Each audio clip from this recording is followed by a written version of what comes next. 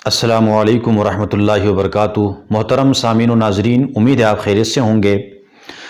خلاصہ قرآن کا چوتھا سیشن ہے۔ چوتھے پارے کا خلاصہ ہم آپ کے سامنے رکھیں گے۔ چوتھے پارے کے شروع میں اللہ تبارک و تعالیٰ نے لن تنالوا البر حتی تنفقوا مما تحبون کہہ کر بتا دیا کہ آپ اللہ کے راستے میں وہ چیز خرچ کرو جو تمہیں سب سے زیادہ محبوب اور پسندیدہ ہو۔ ردی قسم کی چیز، گھٹیا قسم کی چیز جو گھر میں استعمال نہ ہوتی ہو، وہ اللہ کے راستے میں دینا، گویا کہ آپ کے ہاں اللہ کی کوئی اہمیت نہیں ہے۔ اس لیے اگر آپ کے دل میں، آپ کے دماغ میں اللہ کی اہمیت ہوتی تو آپ اللہ کے راستے میں وہ چیز خرچ کرتے جو آپ کو سب سے زیادہ محبوب ہے۔ تو اس لیے اللہ کے راستے میں سب سے زیادہ محبوب چیز خرچ کرنی چاہیے۔ آگے اللہ تبارک و تعالیٰ نے فرمایا ان اول بیت وضع للناس للذی ببکۃ مبارک وہدی للعالمین، بیت اللہ کے بارے میں کہ روئی زمین پر سب سے پہلا اللہ کا گھر ہے جس کے اندر بڑی نشانیاں موجود ہے۔ مقام ابراہیم میں جس پتھر پر کھڑے ہو کر ابراہیم علیہ السلام نے خانہ کعبہ کو تعمیر کیا، اس میں حجر اسود رکھا ہوا ہے اور دیگر نشانیاں وہاں پر ہے۔ وہاں اس حرم کے اندر اس میں جو داخل ہوتا ہے اللہ تعالیٰ اس کو امن عطا کرتے ہیں، یہ اس کی خصوصیات ہیں۔ اور اس کے بعد اللہ تعالیٰ نے فرمایا کنتم خیر امۃ اخرجت للناس، کہ امت محمدیہ کی خصوصیات اللہ تعالیٰ نے بیان فرمائی۔ امت محمدیہ وہ امت ہے جو اللہ تعالیٰ پر ایمان رکھتی ہے اور امر بالمعروف اور نہی عن المنکر کرتی ہے، یعنی خود بھی گناہوں سے بچتی ہے، دوسروں کو بھی گناہوں سے بچنے کا کہتی ہے، خود بھی سیدھے راستے پر چلتی ہے، دوسروں کو بھی نیکی کا حکم کرتی ہے۔ یہ خصوصیت امت محمدیہ کی ہے جو انبیاء والا کام کر رہی ہے۔ اور آگے اللہ تعالیٰ نے فرما دیا یا ایھا الذین آمنوا لا تتخذوا بطانۃ من دونکم لا یألونکم خبالا، اے ایمان والو ان کافروں کے ساتھ، ان منافقوں کے ساتھ اپنا دلی تعلق، قلبی محبت بھی آپ نے کافروں کے ساتھ نہیں رکھنا ہے۔ یہ اللہ تعالیٰ نے قرآن کے اندر واضح طور پر فرما دیا کہ کافروں کے ساتھ دلی اور قلبی محبت رکھنا جائز نہیں ہے۔ ہاں یہ ہے کہ رکھ رکھاؤ اپنے بچاؤ کے لیے، کہیں پر کافروں کا زور ہے تو وہاں پر حل و ہائے رکھ سکتے ہیں، لیکن دلی محبت کبھی بھی کافروں کے ساتھ رکھنا صحیح نہیں ہے۔ کافروں کے ساتھ تجارت کرنے کا مسئلہ ہے، تجارت کے حوالے سے بھی یہ ہے کہ اگر کافر آپ کی چیزیں لے کر وہ ان چیزوں کو اسلام کے خلاف اور مسلمانوں کے خلاف استعمال کرتے ہیں تو پھر کافروں کے ساتھ تجارت بھی جائز نہیں ہے۔ تو ابھی علماء سے آپ اب ہر وقت رہنمائی لیتے رہیں کہ کون سے تعلقات کس وقت کافروں سے جائز ہیں، کون سے تعلقات کس وقت جائز نہیں ہے، کون سی تجارت کس وقت جائز ہے، کون سی تجارت کس وقت جائز نہیں ہے۔ یہ ساری چیزیں موقع محل کو دیکھ کر علماء ہی آپ کو اس وقت صحیح گائیڈ کر سکتے ہیں۔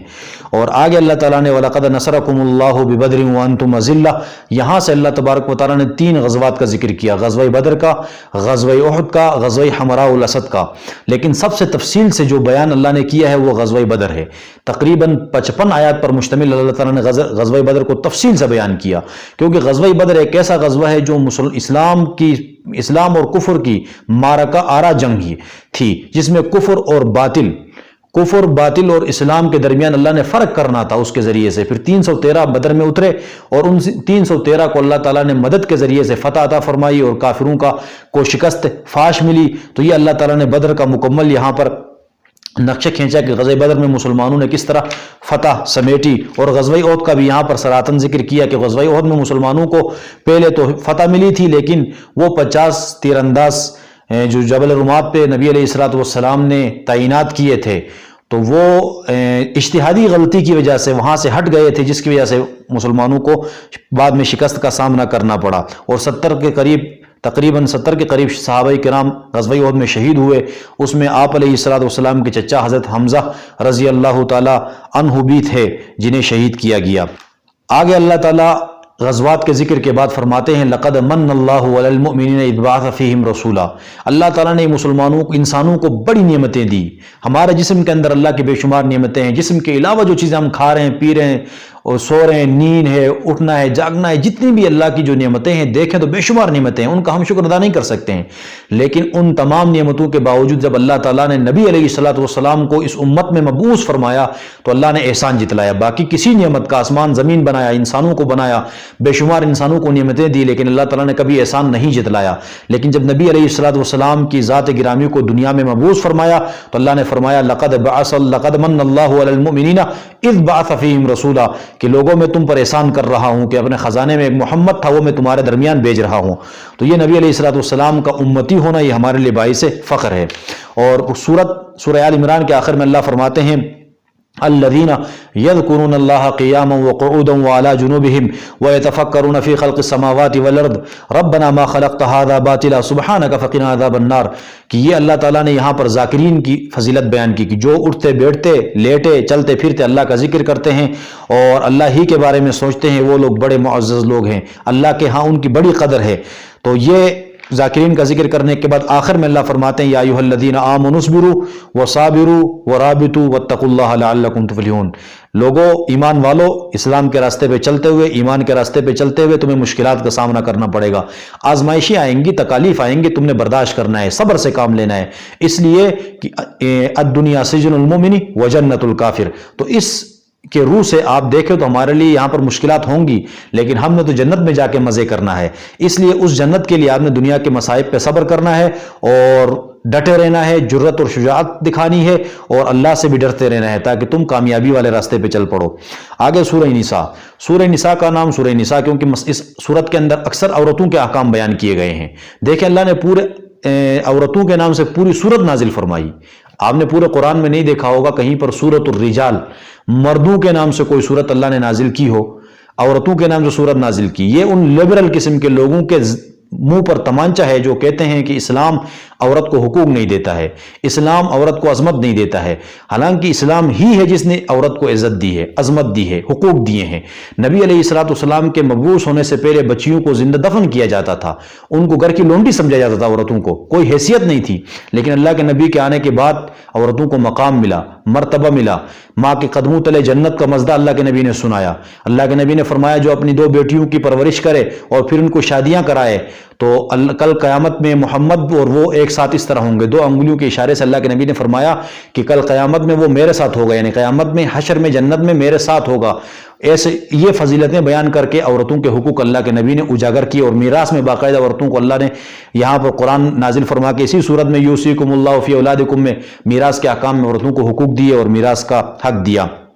اور اس سورہ نساء کے شروع میں اللہ تعالیٰ وآتوا الیتامی اموالہم ولا تتبدلوا الخبیث بالطیب کے اندر ایک حکم بیان فرمایا کہ یتیموں کا مال آپ نے ناحق طریقے سے نہیں کھانا ہے.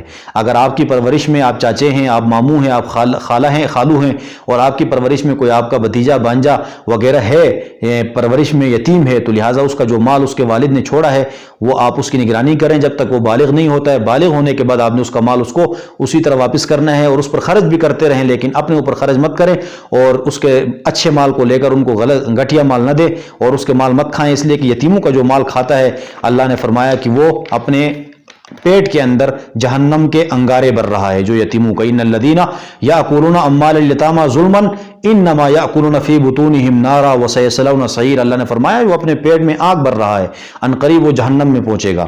اور آگے اللہ نے فرمایا ان خفتم وَإِنْ خِفْتُمْ أَلَّا تُقْسِطُوا فِي الْيَتَامَىٰ فَانكِحُوا مَا طَابَ لَكُم مِّنَ النِّسَاءِ مَثْنَىٰ وَثُلَاثَ وَرُبَاعَ. اگر تم چاہو تو 4 شادیاں کر سکتے ہو، 1 2 3 4 نکاح کر سکتے ہو. اگر استطاعت ہے، اگر حقوق ادا کر سکتے ہو، برابری کر سکتے ہو تو پھر آپ کیا کر سکتے ہو، 4 شادیاں کر سکتے ہو.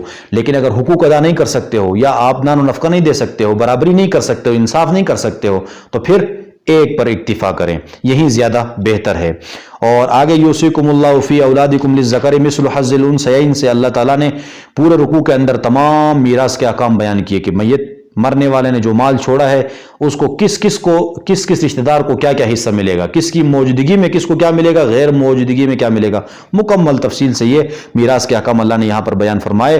اور 4تھے پارے کے آخر میں اللہ نے محرمات کا ذکر فرمایا. حرمت علیکم امہاتکم و بناتکم و اخواتکم و عماتکم و خالاتکم کہ تمہاری مائیں تم پر حرام ہیں، تمہاری بیٹیاں، تمہاری خالائیں، تمہاری پھوپھیاں اور اسی طرح تمہاری بتیجیاں، بانجیاں اور تمہاری رضائی مائیں اور تمہاری رضائی بہنیں اور تمہاری عورتیں اور تمہاری عورتوں کی جو مائیں یعنی ساس اور اسی طرح ربیبہ جن کی تم پرورش کرتے ہو. کسی عورت سے تم نے نکاح کیا ہے، پہلے سے اس عورت کی وہ مطلقہ تھی یا بیوہ تھی، اس کی بچی ہے اب تو وہ بچی آپ کی پرورش میں ہے تو وہ بھی آپ کے لیے کیا ہے، اگر ان کی ماں سے آپ نے دخول کیا ہے تو وہ آپ کے لیے حرام ہے. تو یہ سارے محرمات اللہ تبارک و تعالیٰ نے یہاں پر بیان کیے کس عورت سے آپ نکاح نہیں کر سکتے ہیں. تو یہ 4تھا پارہ اختتام ہو چکا ہے. انشاءاللہ اگلے سیشن میں آپ سے ملتے ہیں اور 5ویں پارے کا خلاصہ لے کر آئیں گے. تب تک کے لیے مجھے اجازت دیں. اللہ تعالی ہم سب کا حامی و ناصر ہو. السلام علیکم ورحمۃ اللہ وبرکاتہ.